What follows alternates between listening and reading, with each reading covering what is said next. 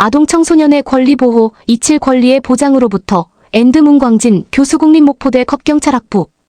오늘날의 아동 청소년을 디지털 네이티브 세대라고 한다.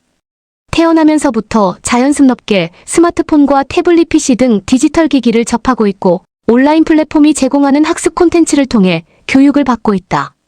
이들에게는 교우관계나 문화생활도 디지털 서비스를 통해 이루어지는 것 역시 당연하게 받아들여지고 있다.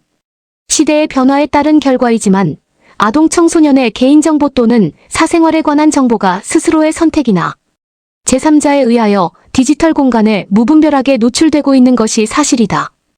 또한 최근에는 부모가 자신의 자녀의 사진, 영상, 음성 등을 SNS에 게시하는 쉐어런팅 SHARENTING 문제가 되고도 있다. 그런데 정보 주체 스스로가 자신에 관한 개인정보를 통제할 수 있어야 한다는 자기결정권의 문제를 넘어 디지털 공간에 노출되어 있는 개인정보가 각종 범죄에 악용되기도 한다. 지난 2024년 8월 우리 사회를 떠들썩하게 하였던 딥페이크 음란물 제작 유포 사건에서는 가해자가 SNS에 게시된 미성년자 피해자의 사진을 무단으로 수집하고 딥페이크를 활용하여 음란물을 합성하였다.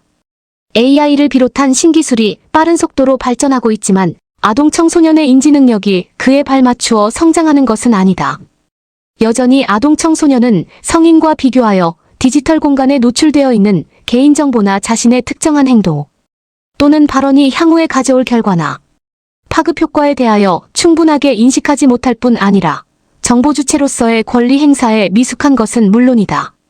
인지 능력과 사회 경험이 부족한 아동 청소년은 법적으로 특별한 보호의 대상이다. 우리 민법이 19세 미만의 미성년자가 법정 대리인의 동의를 받아 법률 행위를 할 수 있도록 규정된 것이 대표적이다.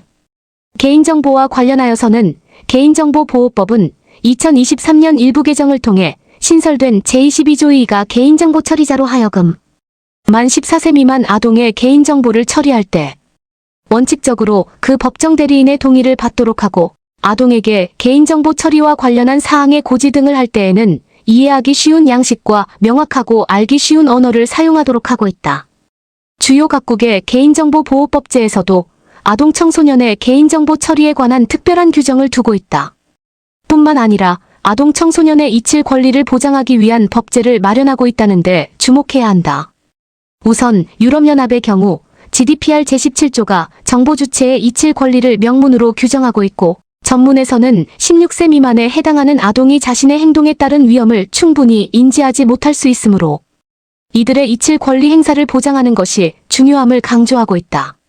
미국의 경우 아동 온라인 프라이버시 보호법의 이행을 위한 연방규정집 제312.4조는 아동의 법정 대리인인 부모가 웹사이트 또는 온라인 서비스상 자녀에 관한 개인정보의 삭제를 요청할 수 있게 하였다. 프랑스에서는 쉐어런팅이 사회적으로 문제가 되자 최근 민법전을 개정하여 친권의 범위에 자녀의 사생활을 명시하여 부모에게 자녀의 초상권을 비롯한 사생활 보호 의무를 부과한 바 있다.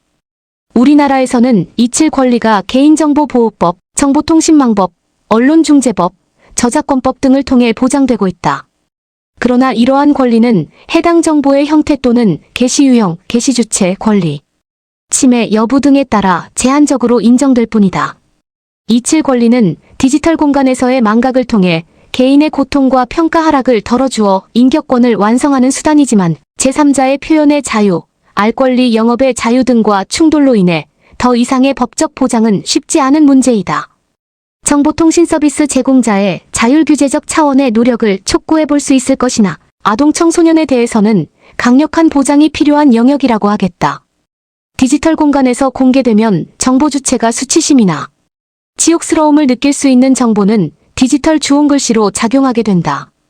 신체적으로도 정서적으로도 발달이 완성되지 않고 사회 경험도 부족한 아동 청소년에게는 SNS에 작성한 적절하지 못한 게시물이 향후 상급학교로 진학하거나 취업을 하는데 악영향을 미칠 수 있고 설령 이러한 게시물의 존재가 향후 문제로 나타날 수 있음을 훗날 인지하더라도 직접 삭제 또는 검색에서 차단할 수 없다면 그 문제는 더욱 심각해질 것이다.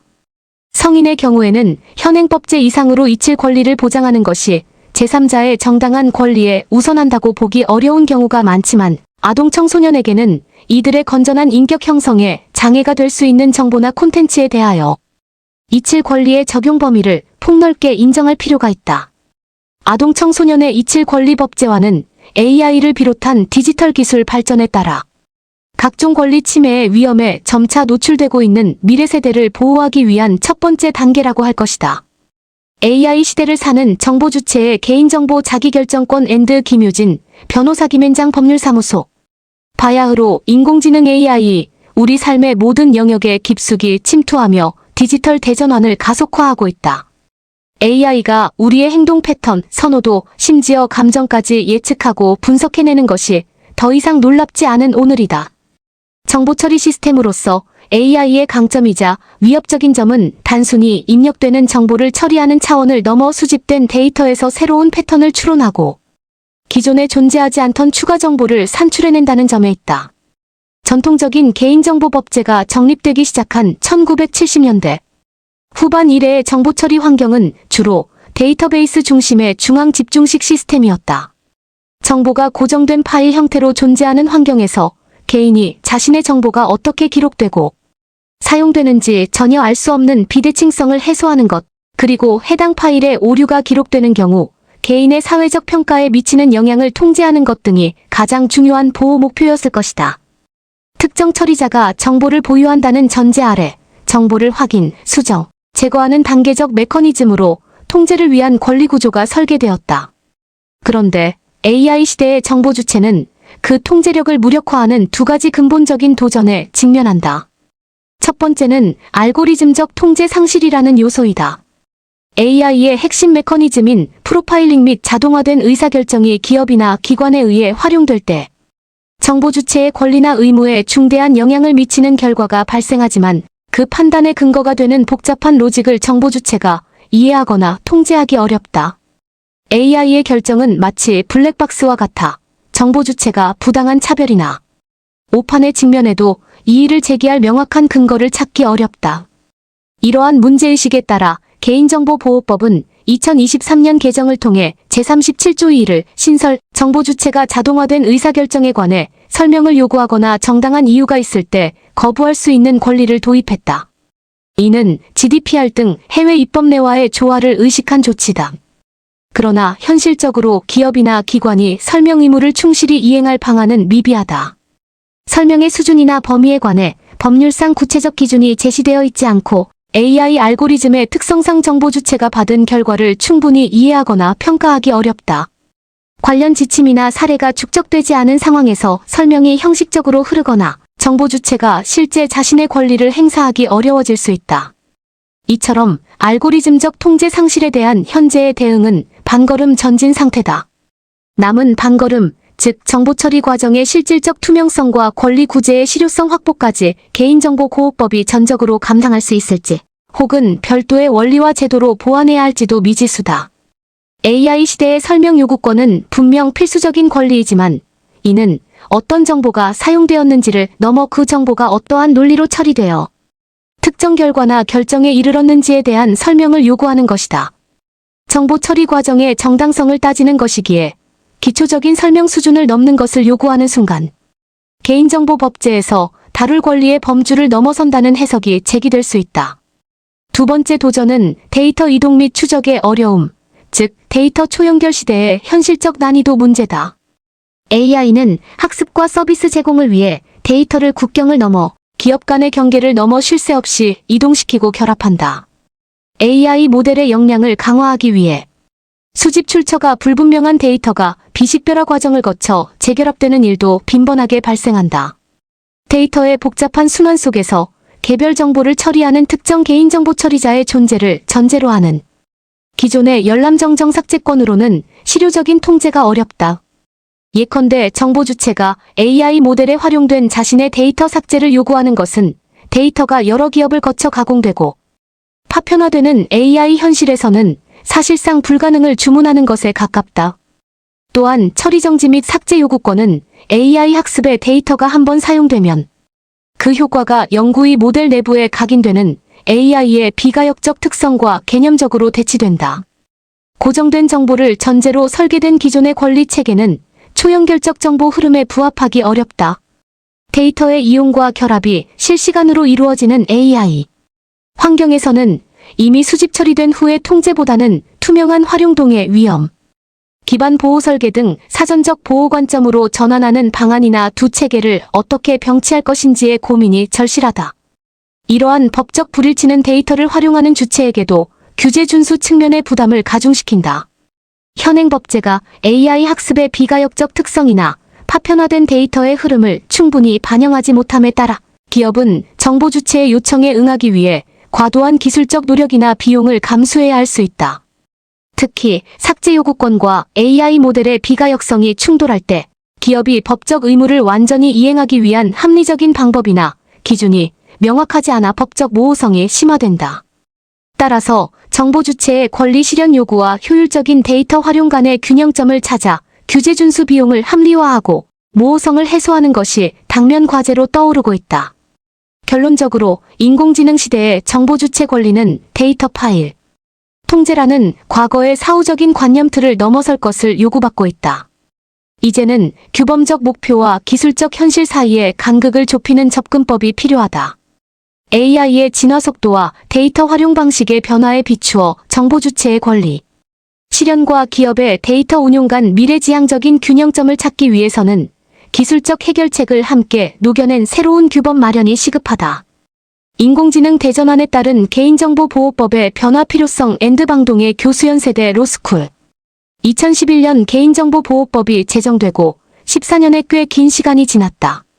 제정 개인정보보호법은 공공과 민간 분야, 그리고 온라인과 오프라인을 포괄하는 전 분야에 대해서 정보 주체가 자신의 개인정보 사용에 대하여 동의권한을 갖고 개인정보를 처리하는 자에게 정보 주체의 동의 없이는 해당 개인정보를 사용할 수 없도록 하는 체계를 갖추는 데 초점을 뒀다.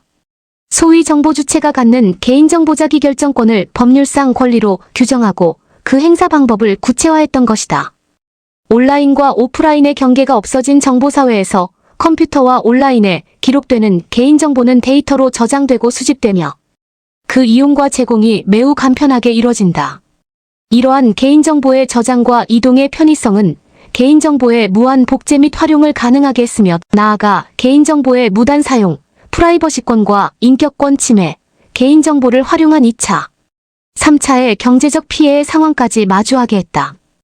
이러한 문제들을 해결하기 위하여 제정 개인정보보호법에서는 개인정보의 범위를 상당히 폭넓게 정의했고 개인정보 보호 원칙도 매우 엄격하게 정했으며 개인정보의 수집 이용 제공 시 정보 주체의 사전 동의 또는 사전적 법률 유보 사항을 매우 구체적으로 정해 놓았다.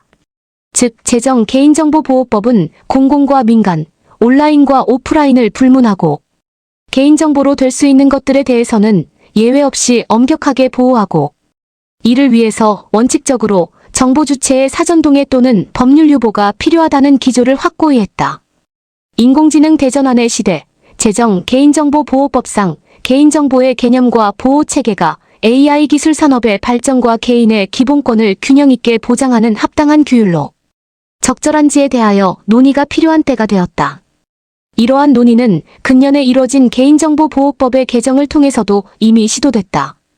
2020년 일부 개정 개인정보보호법에서는 제정 개인정보보호법상 과도하게 넓게 정해졌던 개인정보의 개념을 가능한 한 확정하고 적정한 범위로 한정하는 개정을 단행했다. 또한 개인정보의 하위 개념으로 가명정보를 정하고 통계 작성, 과학적 연구, 공익적 기록 보존 등을 위하는 경우에는 정보 주체의 동의 없이도 가명정보를 처리할 수 있는 근거까지 마련했다. 즉 AI 시대의 AI 기술과 산업을 작동하게 하는 기초 원료라 할 수 있는 데이터의 원활한 사용을 위하여 개인정보에 대한 엄격한 원칙적 보호의 틀을 완화하거나 아예 원칙 규율의 틀에서 제외시킴으로써 AI 대전환의 시대의 개인정보의 보호와 활용에 있어 균형 잡힌 규율로의 규범 재정립을 과감하게 시도한 것이다. 그간 보호 일변도의 개인정보를 이제 활용의 대상이 될 수 있도록 통로를 마련한 획기적인 입법으로 평가할 수 있다. 이것은 결국 개인정보 중 가명정보에 대해서는 폭넓고 자유로운 활용을 가능하게 함으로써 디지털 대전환의 AI 시대를 선도하겠다는 우리 국가의 목표와 의지에 대한 입법정책적 결단으로 볼 수 있다. 가명정보 활용의 근거 마련은 유럽연합의 GDPR/GENERAL 데이터 프로텍션 레귤레이션의 영향을 받은 것이기도 하지만 개인정보 보호의 대상과 수준을 차등함으로써 보호할 개인정보와 활용이 가능한 개인정보로 분리하고 활용 가능한 개인정보는 AI 기술과 산업에 적극적으로 쓰자는 국민적 합의가 있었기 때문이다. 즉, 개인정보에 있어 완전히 개인화된 정보 주체의 영역과 이를 제외한 개인의 사회활동 영역을 구별하고 이 중 후자를 가명정보로 개념화하여 통계 작성, 과학적 연구 등에 활용함으로써 여러 사회 문제를 해결하고 이를 통해 국민 삶의 질 향상시키는 등 그 후방 효과를 충분히 가져오자는 것이다. 가명정보의 활용은 제정 개인정보보호법상 절대적 보호에 집중된 무게중심의 추려, 공익적 이용과 활용을 허용하는 새로운 지점으로 이동하여 보호와 이용의 균형을 도모하자는 취지로 궁극적으로 데이터 순환을 가능하게 하고 이를 통한 혁신과 효율성 증진이라는 사회적 공익을 달성하겠다는 함의를 동시에 담고 있다. 개인정보보호법이 보장하려는 개인정보 자기결정권도 불가침의 절대적 기본권으로 보기보다는 일정 정도의 사회적 기속성을 갖는 상대적 기본권의 관점에서 바라볼 필요가 있다.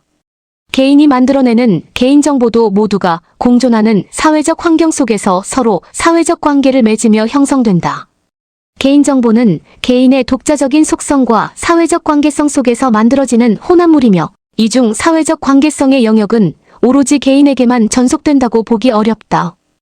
결국 사회적 환경과 사회적 관계를 속성으로 하는 영역에 대해서 사회적 기속이라는 내재적 제약은 수인 한도를 초과하지 않는 범위 내에서 인정될 필요가 있다. 이러한 측면에서 가명정보의 개념과 이용에 관한 규율은 개인정보에 대한 개인정보 자기결정권의 상대적 권리로서의 한계를 인정하는 것과 더불어 개인정보의 데이터로서의 활용이라는 공익적 측면을 동시에 고려한 입법적 조치로 볼 수 있다. 최근 대법원은 원고가 피고를 상대로 자신의 개인정보에 대한 가명 처리의 정지를 구하는 소송에서 원심 판결을 파기하고 가명 처리는 일반 개인정보의 처리와 구별되며 따라서 정보 주체가 갖는 개인정보의 처리 정지 요구권으로 가명 처리의 정지를 구할 수 없다고 판시했다. 대법원 2025 7 18 선고 2024-21만 554 판결. 이 판결에서 개인정보의 처리에 가명 처리가 포함되는지 여부에 대한 해석에 있어서 대법원은 데이터 관련 신산업 육성이 범국가적 과제로 대두되고 인공지능, 클라우드, 사물인터넷 등 신기술을 활용한 데이터 이용이 필요한 상황에서 데이터의 이용을 활성화하기 위한 가명정보 조항의 입법 취지를 그 논거로 제시했다.